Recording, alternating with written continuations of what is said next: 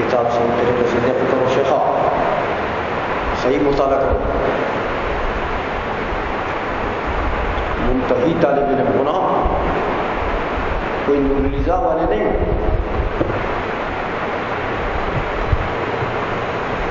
اس لیے عبارت دڑلے سے پڑھنی چاہیے، بالکل روان عبارت ہو جس میں کوئی غلطی نہ ہو.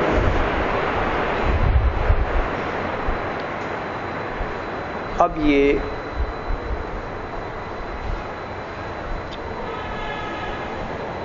ایک اعتراض کا جواب دیتے ہیں میر حسین میبزی رحمہ اللہ تعالی.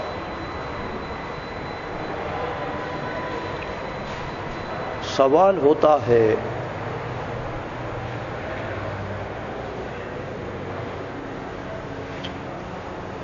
کہ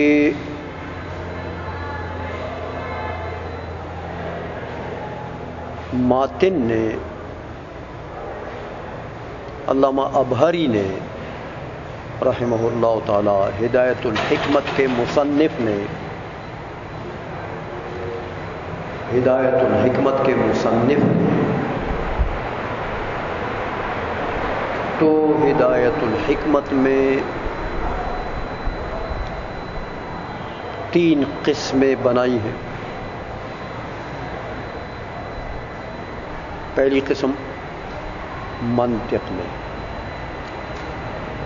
دوسری بحث طبعیات میں، تیسری بحث الہیات میں.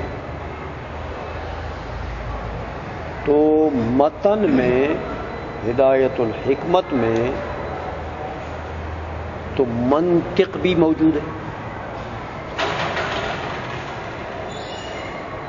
منطق بھی ہدایت الحکمت میں. تو تم تو ہدایت الحکمت کی شرح لکھ رہے ہو نا، تو تم نے یہاں سے شروع کر دیا کیا کہ القسم الثانی فی الطبعیات. یہ دیکھو نیچے، تو القسم الاول بکری کھا گئی ہے، وہ القسم الاول کو کدھر کر دیا. وہ جو شیعہ کہتے ہیں نا کہ قرآن کریم تو 40 سپارے تھا، وہ 10 سپارے حضرت علی کے بکری کھا گئی.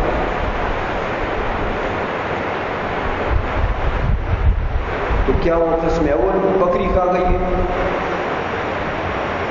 وہ کدھر ہے؟ قسم ثانی فی الطبعیات سے تم نے شروع کیا، تو قسم اول کدھر ہے؟ سمجھ میں آ گئی ہے یہ سوال ہے. میر حسین میبزی رحمۃ اللہ تعالی علیہ اس کا جواب کہتے یار میرا قصور نہیں ہے، نہ میں نے کھایا ہے نہ میری بکری نے کھایا. وہ تو پتہ نہیں، مجھے بھی معلوم نہیں کہ وہ قسم اول ہدایت الحکمت سے گم ہو گیا، کسی نے نکال دیا. اب ہدایت الحکمت کتاب ہم دیکھتے ہیں تو زمانے ہو گئے کہ وہ منطق والی بات اس میں ہے ہی نہیں. ٹھیک ہے کہ علامہ ابہری نے جو لکھی تھی، تو اب جو ہمیں ہدایت الحکمت ملتی ہے اس میں تو ادھر سے ہی ہے بس القسم الثانی. تو قسم اول تو ہم نے بھی نہیں دیکھی ہے، سمجھ آئیے. اس لیے موجودہ جو ہدایت الحکمت ہمیں ملی ہم نے اس کی شرح لکھی، جو متن ملا ہی نہیں اس کی کیا شرح لکھیں گے. اس لیے کہتے ہیں میاں وہ جو منطق ہے اب جو قسم اول ہے نا، وَلَمَّا نَسَجَتْ عَنَاقِبُ النِّسْيَانِ عَلَى الْقِسْمِ الْأَوَّلِ، نسیان کے عنکبوتوں نے قسم اول کے اوپر جالے بنا لیے. اتنا پرانا کہیں گم ہو گیا ہے کہ عنکبوتوں نے اس کے اوپر جالے بنا دیے. وہ ہمیں بھی پتہ نہیں یار وہ کس عنکبوت کے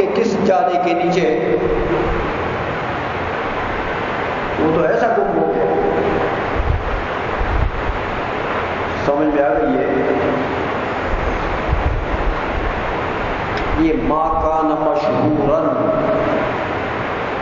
جو پہلے کسی زمانے میں الذی کان مشہوراً، یہ ما کو بمانا الذی کا کہ پہلے کسی زمانے میں تو مشہور تھا کہ قسم اول منطق کیا نام ابہری نے پہلی قسم منطق میں لکھی، کسی زمانے میں تو مشہور تھا، لیکن اب ہمارے زمانے میں کہتے ہیں وَصَارَ كَأَن لَّمْ يَكُنْ شَيْئًا مَّذْكُورًا، ہمارے زمانے میں ایسا ہو گیا کہ گویا کہ وہ شے مذکور ہی نہیں تھا، قابل ذکر شے ہی نہیں تھی، کبھی اس کا ذکر ہوا ہی نہیں تھا، ایسا گم ہو گیا۔ تو میاں اب ہم کیا کریں، یہ ہمارا قصور تو نہیں ہے، ہمیں ملتا تو ہم اس کی شرح سمجھ آ گئی ہے، اس لیے ہمیں جو کچھ ملا ہدایت الحکمت میں ہم نے اس کی شرح لکھ دی، جو نہ ملا تو پھر وہ ہمارا قصور کیا ہے، سمجھ میں آ گئی ہے بات۔ کہتے جب یہ قسم اول تو بالکل مفقود ہو گیا، مفقود ہو گیا، تو پھر ہم کیا کریں، واختصرت علی شرح القسمین الاخیرین، پھر میں نے مجبوراً دو قسمین اخیرین کی شرح پر اختصار کیا کہ پہلی قسم نہیں تھی، تو دو قسمین اخیرین تبعیات اور الہیات، یہ دو قسمین اخیرین کی ہم نے ان کی شرح لکھی، سمجھ میں آ گئی ہے۔ لیکن میاں ہدایت الحکمت کی شرحیں بہت سے لوگوں نے لکھی ہیں، یہ بڑی ایک معرکۃ الآراء متن ہے فلسفے میں، زبردست متن ہے یہ ہدایت الحکمت، شارحین اس کے اوپر بہت آئے،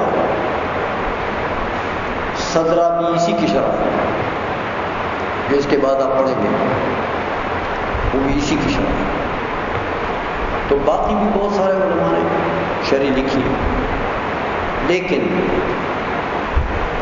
فرماتے ہیں میں نے بھی شرح لکھی، لیکن میری شرح اور باقی شارحین کے شروع کے درمیان میں فرق ہے۔ وہ فرق یہ ہے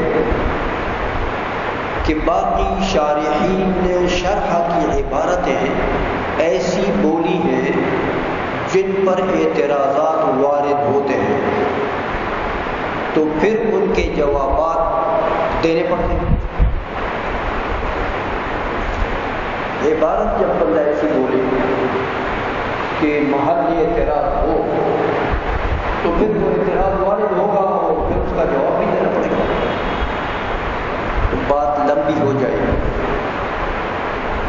سوال و جواب دونوں کو نقل کرنا پڑے گا شرح میں، تو شرح لمبی ہوگی۔ تو اس کا بہتر طریقہ شرح کا یہ ہے کہ عبارت ایسی بولو جس پر سوال ہو ہی نہ، عبارت ایسی بولو جس پر سوال ہی وارد نہ ہو، ہاں تو نہ سوال ہوگا نہ جواب، نہ سر رہا نہ درد رہا، ہاں نہ سوال وارد ہوگا نہ جواب دینا پڑے گا، سمجھ میں آ گئی، تو عبارت مختصر ہو جائے گی نا۔ اس لیے کہتے ہیں میں نے شرح میں یہ طریقہ اختیار کیا کہ میں نے ایسی عبارت بولی ہے جس پر سوالات ہو، جیسے دوسرے شارحین کے شروع میں سوالات وارد ہوتے ہیں، میری شرح کی عبارت کے اوپر وہ سوالات وارد ہو نہیں، لہذا میری عبارت شرح کی جو عبارت ہے وہ شرح کے لیے، متن کی شرح کے لیے اور اس کی ضرورت پوری کرنے کے لیے تو کافی ہے، لیکن سوال وارد نہیں ہوتا تو جواب بھی نہیں دینا پڑتا۔ تو لہذا عبارت میں تطویل نہیں ہوتی. سمجھ میں آ گئی ہے؟ یہ اپنی شرع کی خصوصیت بتا دی آپ کو کہ میری شرع کی یہ خصوصیت ہے. اس نے فرمایا معرضاً اکثر المباحث عما يرد على الشارحین. اختصر تو ضمیر سے حال ہے. معرضاً اختصار تو میں نے ان دو قسموں کی شرح پر کیا، حالانکہ میں اعراض کرنے والا منہ موڑنے والا ہوں. اکثر المباحث سے شرح کے اکثر مباحث میں کس سے منہ موڑنے والا ہوں؟ عما يرد على الشارحین، ان سوالات سے جو شارحین پر وارد ہو جائے. لہذا میری عبارت ایسی ہے کہ میں وہاں شارحین کی طرح یہاں سوال وارد نہیں ہوگا. تو جب سوال وارد نہیں ہوگا تو نہ سوال کے ذکر کرنے کی ضرورت ہے نہ جواب کے دینے کی ضرورت ہے. سمجھ آئیے. اور آخر میں دعا کی کہ ربنا افتح بیننا وبین قومنا بالحق. ایک اشارہ کر گئے اس آیت کو نقل کرتے ہیں کہ میاں میں نے تو کوشش کی ہے کہ میری عبارت پر سوال نہ تو جواب بھی نہ دینا پڑا. اپنی طرف سے تو میں نے کوشش کی لیکن اے جڑے شارحین نے اے جڑے دے پتر میں چھوڑ سکتے.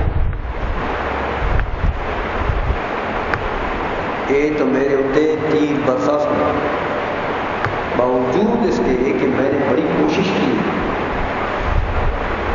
کہ میری عبارت ایسی ہو جس پر سوال وارد نہ ہو. لیکن کیا یہ لوگ مجھے چھوڑیں گے؟ یہ تو تیر برسائیں گے. کوئی قسم کے اعتراضات کریں گے اس کی شرح میں یہ نقصان ہے اور یہ نقصان ہے اور یہ خرابی ہے، یہ عبادت ٹھیک نہیں ہے اور یہ عبادت. لیکن کہتے میں آخر میں دعا مانگتا ہوں کہ اے مولا میرے اور میرے ان معترضین کے درمیان میں فیصلہ تو ہی کر دے. بس ربنا افتح بیننا وبین قومنا بالحق. مولا تو ہی فیصلہ کر دے ہمارے اور ہمارے اس قوم کے درمیان. کون سی قوم؟ وہ معترضین جو مجھ پر اعتراض کریں گے نا. مولا تو ہی حکومت کر دے، تو ہی حاکم ہے، تو ہی فیصلہ کر دے. حق کا فیصلہ. وَأَنْتَ خَيْرُ الْفَاتِحِينَ، بہترین فیصلہ کرنے والا ہے.